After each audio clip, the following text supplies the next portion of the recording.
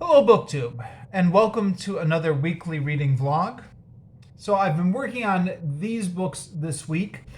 Kind of. Actually, the Jerusalem Bible, the Bible, I've not made any forward progress on, although I have been listening to some audio with it. I'll come back to talk about that later. If you've been watching this channel for the last few weeks, you probably already know what I'm about to say. I've been really busy. I've barely gotten anything read, and that's just the way it is. I'm. I think this is going to be the way it is for at least the foreseeable future. So I'm going to try and avoid harping on it every week. That'll just be the baseline that we operate from. Yeah, just busy with all kinds of stuff. Although I did get out a little bit yesterday. I had a lunch break, which I thought was only going to be 30 minutes, and it ended up being an hour and a half because of something that happened at work. Students not showing up, and ordinarily I would have treated myself to like a long lunch at a coffee shop or something like that and got some reading done. But because of COVID, I didn't want to go anywhere where I would have to be eating and taking my mask off. I'm out and about, but I'm keeping a heavy duty mask on everywhere I go. So I decided to use that time instead to film a video, something that I've gotten the idea to do rather belatedly is just film sites around Ho Chi Minh City, where I've been living. Now, I've been living here for 7 years, but only just this past year have gotten the idea to video some of the tourist spots or parts of interest. So I went down to Book Street, which I thought might be of interest to people from on BookTube. Book Street is a street right in a touristy area of Ho Chi Minh City, right next to a famous historical cathedral that dates back to the colonial times, and a post office that also dates back to French colonial times. And one of the side streets next to that, they turned into a pedestrian-only area that's lined with small bookshops. Most of which are Vietnamese, but there's a fair amount of English books there, both new and used. So I posted that video yesterday. I'll link to it in the description down below in case anyone wants to check it out. All of these videos I'm doing are, of course, amateurish. I'm just holding my phone and walking around, so it's a shaky camera, and also I feel self-conscious filming these videos in a public area. I'm not quite sure what the rules are, because there are other people walking around looking at these bookstores, and is it okay to film other people? Do the booksellers mind that I'm filming their shops? I'm kind of assuming that because it's a public area, it seems to be fair game. I mean, certainly people are taking photos everywhere, and those photos are ending up on social media, of course. But video is a different medium. YouTube is more public than Facebook. I don't know. I felt somewhat self-conscious as I was filming it, but I still went ahead and filmed it. It's part of me felt it was a little bit silly to be filming Book Street when the big tourist attractions are just right outside of Book Street. But I only had a limited amount of time on my lunch, and by the time I walked down there and walked back, I had kind of eaten up a lot of this extra time anyways. So I figured the cathedral and the historic post office, I'll save those for another day. It was Book Street for this particular video. And I actually didn't find any books I wanted there. So I was thinking maybe I would combine this with a book haul. There were a couple things actually that I was moderately interested in. I saw a used copy of Lonesome Dove, which is one of those books that I kind of been meaning to get around to, but I didn't want it that badly. I couldn't justify buying more. I couldn't justify buying something that I kind of wanted. It would have had to been something that I really wanted, something that I couldn't pass up. So I didn't get any books from there. But I thought I should just show some of the books that I've gotten from Book Street over the past couple years. The Chronicles of Amber by Roger Zelazny, part of the Fantasy Masterworks. This is a little bit beat up. It's more beat up now, but it was already in beat up condition when I got it. And this was at one of the used bookshelves. So some of those bookshops sell used books, and the used books are where you can find the really interesting stuff.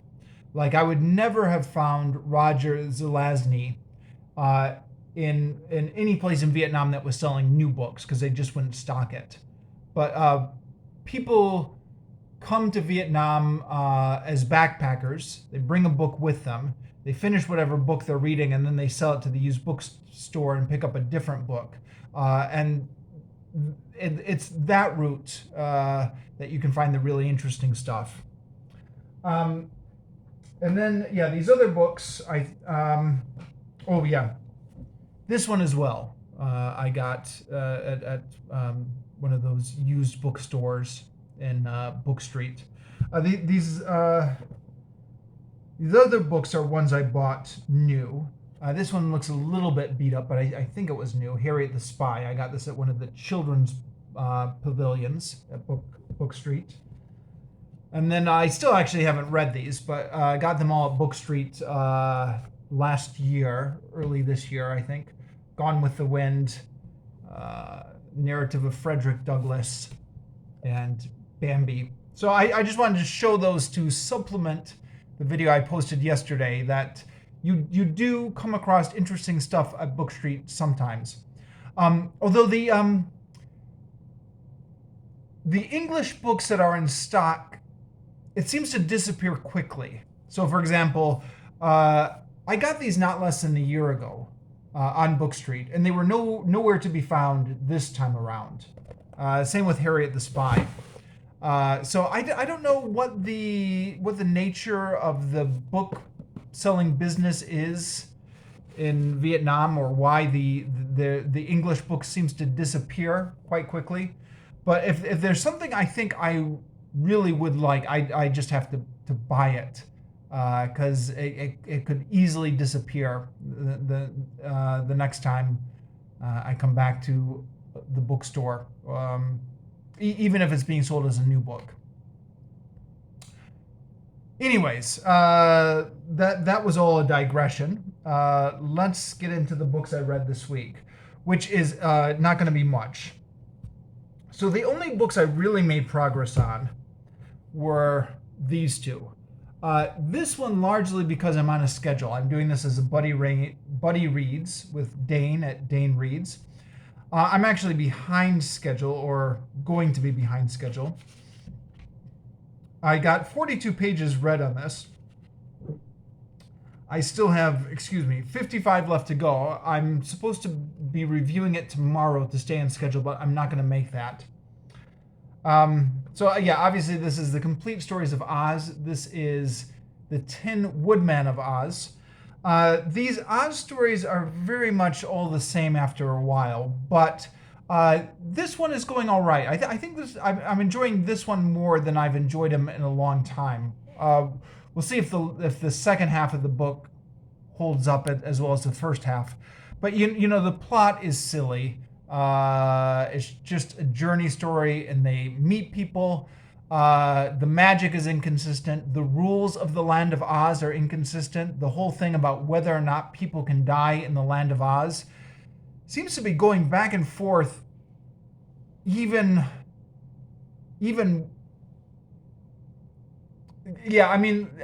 don't mind so much that these books are inconsistent over the course of the series, because that happens. But when it's inconsistent over the course of a single book, or when it's inconsistent even two chapters that are right next to each other, then that strikes me as getting a little bit sloppy. And L. Frank Baum definitely gets sloppy that way. So the whole thing about whether or not anyone can die in the Land of Oz is very inconsistent, very sloppy. Also, the other thing that's he's really playing fast and loose with is he's established that Ozma is the ruler of all of Oz, but then whenever he needs to have anything happen in his book, he will have all these little valleys and hills and kingdoms in Oz that seem to be independent from Ozma, where they've never really heard of Ozma. So this whole thing about Ozma ruling Oz is seeming more and more ridiculous with all these exceptions we're getting to. But I've accepted these flaws more or less a long time ago in these series, and I'm just enjoying the book mostly just for the imagery or the fun of it, trying to shut off the critical part of my brain, and enjoying this book, enjoying the Tin Woodman. There seems to be a lot of interesting creatures, interesting imagery. So 42 pages this week of the Tin Woodman. And then The Return of the King. And now I'm still working through the appendices at the end of this book. I finished up Appendix A this week. Now, Appendix A is a long one. How many pages is Appendix A? Appendix A is from page 351 to 419. So this all is Appendix A. So it was the Chronicle of the Kings of Gondor. But then I finished up that last week, and now it's the Chronicle of the Kings of the, what is it? The Riders, the people from the Rohan, who go by a few different names, called the House of Eorl, or is it Eorl? E-O-R-L, however that's supposed to be pronounced. Also called the Kings of the Mark. And these appendices, appendices, right? Appendices. I'm enjoying them more than I thought I would. They are a list of the various kings, but it's not just a boring chronology. There's short little stories about everyone in that list. So there's a lot of world building here. It strikes me actually that this is what I thought I would be getting into when I wanted to tackle Tolkien. I thought I'd be getting into this rich mythology. But in reality, I think the bulk of the Lord of the Rings, I mean, the mythology is definitely there, but the bulk of it is just descriptions of landscape. I mean, that's what you're really getting into. And it's not really until you get into these appendices that you're really getting the full world building and the history of all these kingdoms. So that aspect of it is quite fascinating. The other thing, I wonder a little bit if my attention span has just been ruined. I mean, it was never that great to begin with, but with Wikipedia and the internet and all this stuff, I wonder if my attention span has been ruined. And it struck me that a lot of these very short stories about the different kings is almost like reading a Wikipedia summary. So it'll just give like a very bare bones outline of what each king did. And it's interesting because it hints at a much bigger story that's out there somewhere. Just like the Lord of the Rings is one of the bigger stories that's mentioned in this chronology. So you can imagine that all these events are huge stories that have yet to be written or are maybe in our imagination out there somewhere in Tolkien's world. and that he just has the time to give a brief outline of them here, so that there's like a Wikipedia summary of these larger histories. And as somebody who wastes tons of time reading Wikipedia articles rather than actually reading books, I wonder if it's just that part that appeals to me.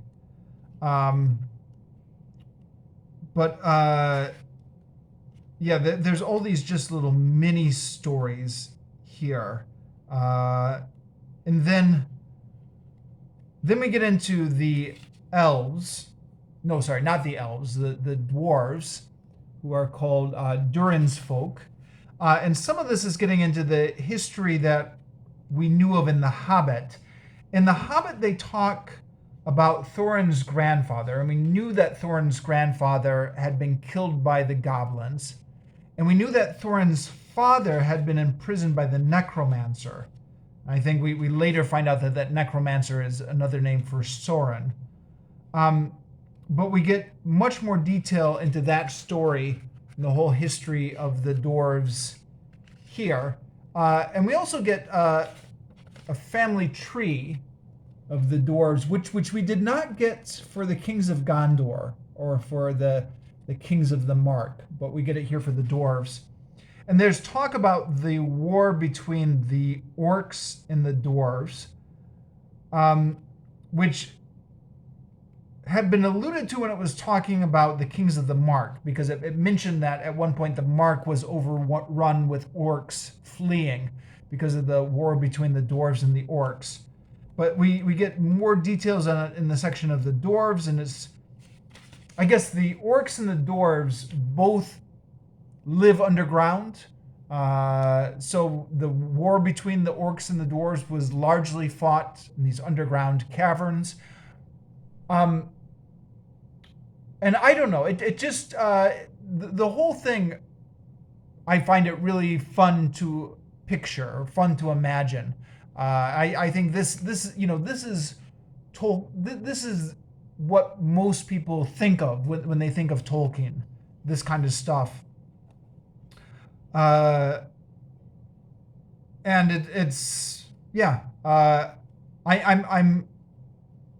we'll see if this holds true for all of the appendices, because some of these look like they might get a little bit boring, like Appendix E, pronunciation of words and names.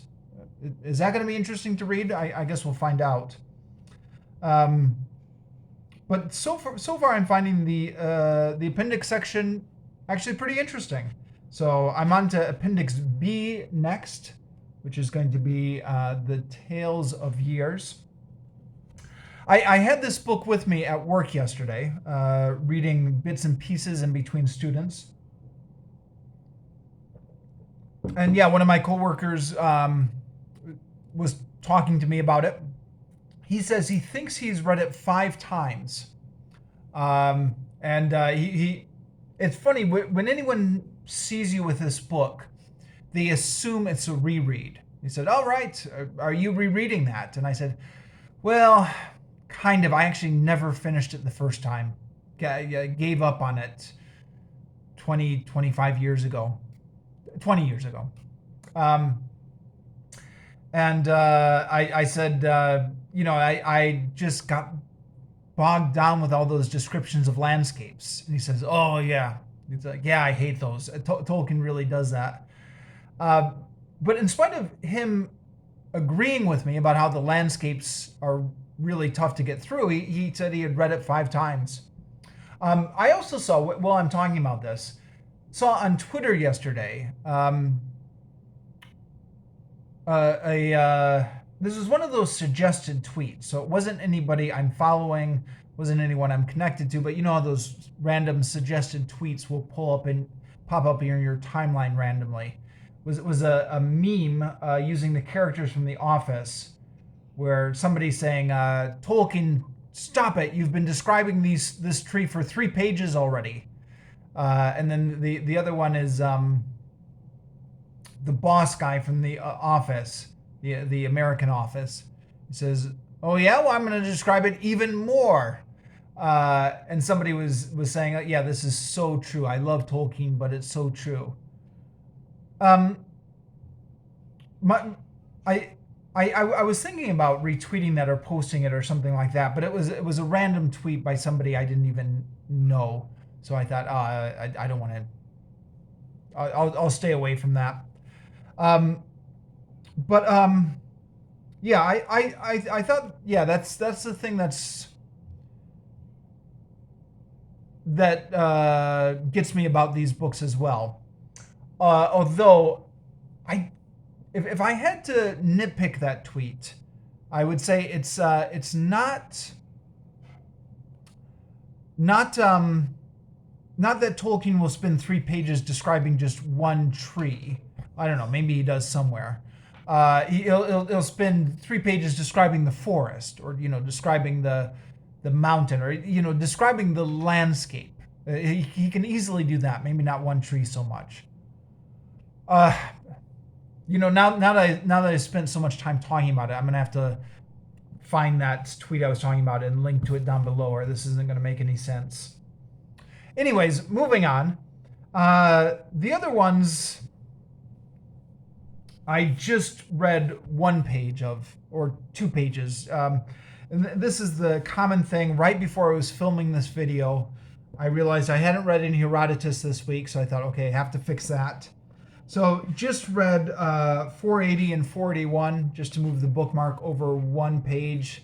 He's just still describing the commanders of the Persian army and the Persian fleet. And then the grammar book, just read 308 to 309, just to move the bookmark over, describing the difference between this, that, these, and those when they're being used as demonstratives and when they're being used as pronouns. The Bible. So last week I finished up Exodus. And I promised I would post the review sometime this week. And then I was just too busy to do a review. Did not have the time to sit and film a video or write up a review this week. So no progress on Exodus. I will definitely get to it this coming week. Did not get to doing the review last week. But what I have been doing is, while I've been working, is putting the audiobook on in the background, which is something I frequently do while I'm collecting my thoughts for a review. And I've searched YouTube for the audiobook, and there's a bunch of stuff that popped up. King James audiobook was the first thing that popped up, but I thought, no, I'm not doing the King James. And then I ended up going with the contemporary English version, which had a nice audio quality to it. The contemporary English version is not a version I was familiar with growing up.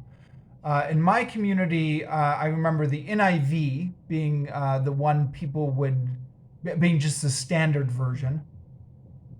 And then if you wanted something that was more of a modern paraphrase, the Living Bible was what was popular in my community. I looked at the contemporary English version. I looked it up on Wikipedia, and it seems to be going for the same type of thing as the Living Bible. It's interesting listening to it because it's very understandable. It's almost a little bit too understandable, if that makes sense, because there are some passages where you're reading them and they're really strange, and then you're listening to it with the contemporary English. Reading them out of the Jerusalem Bible or out of the NIV, either one. But then I'm listening to the contemporary English version. I'm like, well, that's not strange at all. Actually, that makes a lot of sense. And I mean, on the one hand, you want stuff to make sense, but on the other hand, I feel like maybe there's almost an agenda here to take passages of the Bible that seem problematic and to make them seem not problematic. And the version, the the best example I can of this is something that I've already talked about, but that passage where Moses is journeying to Egypt, and the Lord meets him one night and tries to kill him. And in the contemporary English version, they said something like, "Then the Lord was about to kill Moses." And I thought, well, no, that's not what it says. I mean, I don't know the original Hebrew, so whenever I'm commenting on the accuracy of a translation, take me with a huge grain of salt. But just comparing the different translations that are out there, the other translations indicate that the Lord met Moses where Moses was on the journey, which in my mind I always picture as like Moses is at the campfire and God walks up to him. But just kind of cutting that out and say God was about to kill Moses seems to be cutting out this passage we have from the J source where God is. I think I'm led to believe that this is a tendency of the J source to have more of an anthropomorphic God, somebody who could walk up to your campfire in the middle of the night and try to kill you. So I wonder a bit if there's an agenda there to deproblematize different parts of this. But that being said, on the whole, I found it very easy to listen to. In fact, I listened through it several times. Oh, that's the other thing I should mention. The audiobook's only like 2.5 hours long, or something like that. It's less than 3 hours. And it makes me think. I took like a couple months to read through Exodus. After finishing Genesis, my pace slowed way down. And I was complaining every week about, oh, it's so boring. They're describing the tabernacle. Woe is me. But then, listening to those audiobooks and how it just, only 2.5, 3 hours long, makes me think I've been complaining about this too much. It's just something that I could have easily sat down and read the whole thing in an afternoon rather than spending 2 months going very slowly through it. So that's one of the things that's sometimes useful to cross-reference with an audiobook to find out really how short and simple the book really is. But after listening to the contemporary English version, I don't know, about 2 or 3 times, I thought, okay, I still haven't made my review. If I'm going to keep listening to the audiobook in the background, I should really go for a different version. I thought, it's time for the King James. Now, I've always avoided the King James because, in my mind, having grown up on the NIV version, the King James is more difficult to understand because it's written in outdated language. And my understanding is that the scholarship of the King James Bible is not as good as the scholarship on more modern translations. The scholarship that produced the NIV or other modern translations, we know more now. We've got access to more scrolls. We've got older scrolls now that we can cross-reference. We also know more now about how to accurately translate. I don't know. I shouldn't be talking about like I'm an expert on this, but that's just the impression I've gotten, is that the modern translations are more accurate. But a number of people really like the King James Version. Steve Donahue, I was listening to his channel. He was talking about how much he loves reading the King James Version. I think somebody who recently commented on my video talked about how they were reading the King James Version. Some people just really appreciate the prose in the King James Version. So I thought, okay, give that a try. Listen to the King James Version. And again, there's audio of it on YouTube. I'll link to the audios I've been listening to down below. And yeah, that King James Version is really fun to listen to. It does have a certain, certain rhythm or certain style. The style is, it flows. I mean, it's outdated language. It's old Shakespearean era language, but it really has a certain flow to it once you get into it. So I think I'm going to have a new system here, where going forward, after reading through the book of the Bible and the Jerusalem Bible, I'm going to try to always supplement that with the audiobook of the King James Bible. I didn't do it for Genesis, but I think going forward, I'm going to do that for every book going forward, assuming I can find the audiobooks on YouTube. So the audiobook of the King James Bible, I just started listening to this on Friday. So I'm 49 minutes into it. The whole thing is like 2 hours and a half.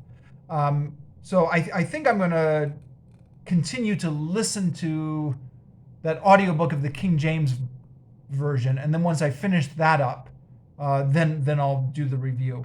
And then going forward, I will try and always supplement my reading with listening to the audiobook of the King James version. And then maybe someday I might even sit down and read the King James translation. But not anytime soon, because I'm reading this translation now, and then I think once I finish this, if I ever finish this, I'm making agonizingly slow progress. I'm probably not going to jump right back into reading the Bible. I don't know. Okay, and then last one. Tieng Viet 123. So I finally finished up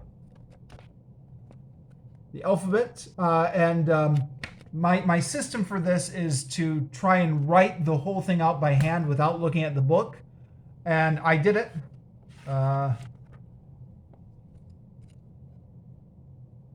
All the words, all the example words, all the explanatory text here. I memorized it. My pronunciation is terrible, but I memorized the written form of it. And now I'm on to the next page, which is vowels, and I've memorized the written forms of this part, and A with the two example words here. Now, yeah, and my new system going forward is I'm going to try and do a page a week. No more spending 2 months on one page. So I'm going to finish this page this week, and then this page next week. There's an audio accompanying the text that you can find on the website, but it's only an audio of the names of the letters, not the example words, which I think makes these example words a little bit silly. It was the same thing with their alphabet. But with the alphabet, I got my wife to just read out the example words and made a YouTube video of that. But I'm not going to do that going forward for a couple reasons. One is because putting this whole book on YouTube might get me in trouble with copyright with the publishers. And secondly, I'm just going to try and move quicker through this now. But with the alphabet, at least they only had one word for each one, and they had a picture for each one, so it was fairly easy to tell what it was. Sometimes I had to check with my wife. For example, this one here is notebook, which I don't think was obvious from the pictures, although to be fair, this is kind of what notebooks look like in Vietnam. I mean, they don't look like that in America, but do I have any of them lying around this apartment? Not in this room, I think. Sometimes I would check with my wife to make sure what the picture was or something like that, but it was fairly self-evident. Here we've got two example words, but only one picture. So I'm going to be spending more time checking the dictionary, checking my wife what these mean. And the first one here, this is Lam Viek. Apologies for my bad pronunciation, which means work, which goes with this one here. This one means on, and there's no picture for this one, so I had to ask my wife. I said, okay, what does on mean? And my wife said, it doesn't mean anything.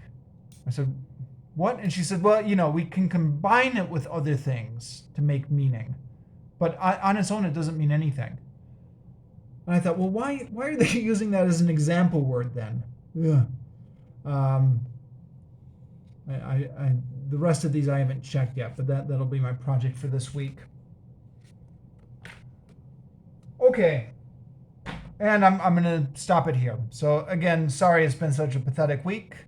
It'll likely be very pathetic weeks for some time to come. But I'll keep making videos regardless.